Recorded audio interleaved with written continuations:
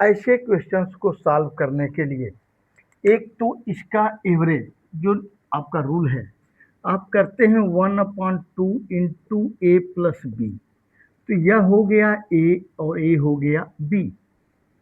तो आप जब इसको करते हैं तो 1/2 इंटू 3 + 4, तो 4 और 3 कितना हो जाएगा, 7। तो 1/2 इंटू 7 कह सकते हैं 7/2, ऐसा कर सकते हैं। इसमें होता क्या है, अब एक संख्या हो गई 3, फिर हो गया 7/2 और फिर हो गया 4। अब फिर इन दोनों के बीच आप निकालेंगे और फिर इन दोनों के बीच निकालेंगे। अब इनके बीच निकालेंगे तो 3 + 7/2 और इंटू 1/2, तो 2 3 × 6 और 7 13, यानी 1/2 और 13/2, यानी 13/4। अब इसके बीच में आ गया 13/4। अब इसी प्रकार से फिर इनके बीच में आप निकालेंगे, यही रूल आपका जो है इस प्रकार से। लेकिन ये बहुत लेंदी है, केवल सिंगल एक का निकालना होता कि 3 + 4/2, तब तो आ गया 3.5। केवल एक क्या निकालना, दो निकालना, तब तो आसान रहता। लेकिन जब 6 निकालना है तो यह प्रोसेस जो है बहुत ही लेंदी है, हम नहीं कहेंगे कि इसको अपनाया जाए। तो इससे इजी क्या है उसको देखा जाए। एक नियम में जान गए, आइए दूसरा देखें कि इससे इजी क्या है। आपको हम इसमें डिफरेंट डिफरेंट 4 आपको बताएंगे, कहाँ पर कौन सुटेबल है आप उसको अपना लें। जैसे दो सेकेंड क्या है, आप इनका डी निकाल दीजिए।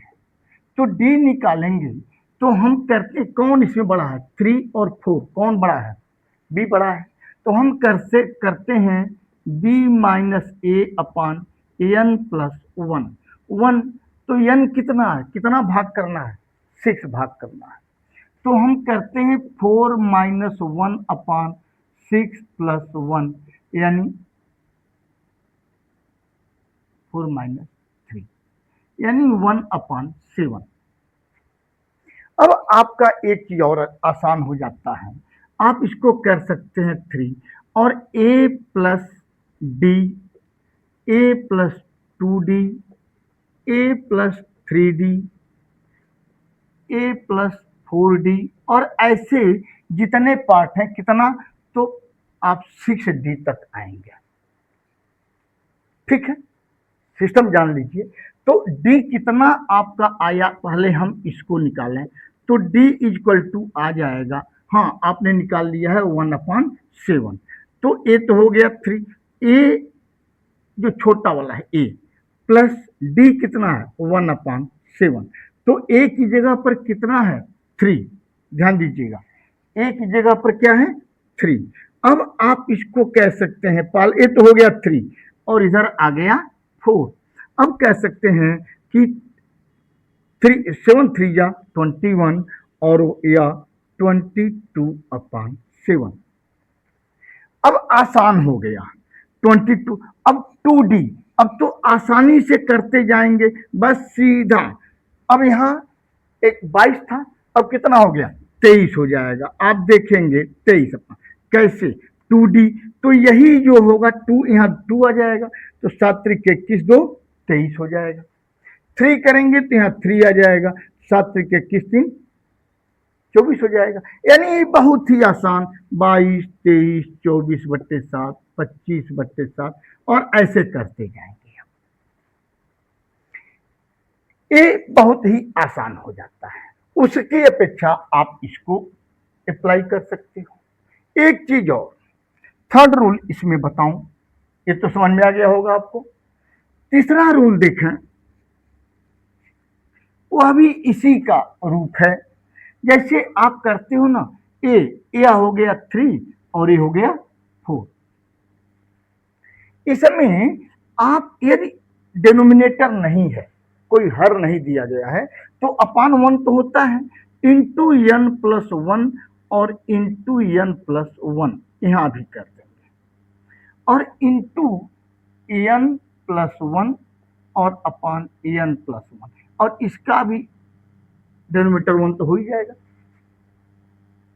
हमें उम्मीद है कि आपके समझ में अच्छी तरह आ रहा होगा।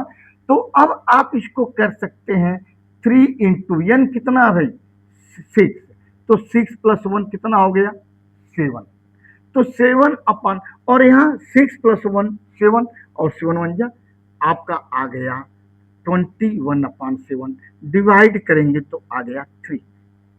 अब आपका ये आ गया, और यहाँ यह 7 से मल्टीप्लाई करेंगे तो हो गया 28/7, क्योंकि n इक्वल टू है 6, डिवाइड करेंगे तो हो गया 4। अब इनके बीच में वास्तव में जितनी आपको चाहिए उतना ही आपको बचेगा, ये बड़ा आसान होता है। तो 21 हो गया, अब 22 कर लीजिए, 23 कर लीजिए, 24 कर लीजिए, 25 कर लीजिए, 26 और 27, और सबका अपान 7 सबका अपान 7। देखिए कितना बढ़िया से सज गया आपका। इनके बीच की 6 आपने रेशनल नंबर फाइंड आउट कर लिया। एक चीज और, अच्छा ये तो ऐसा था, मान लीजिए मैं कहूं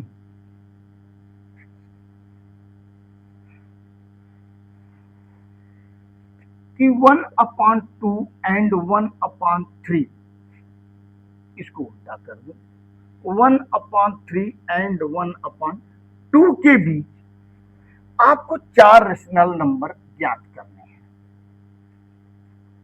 1/3, तो ये तो बड़ा है, ये छोटा है।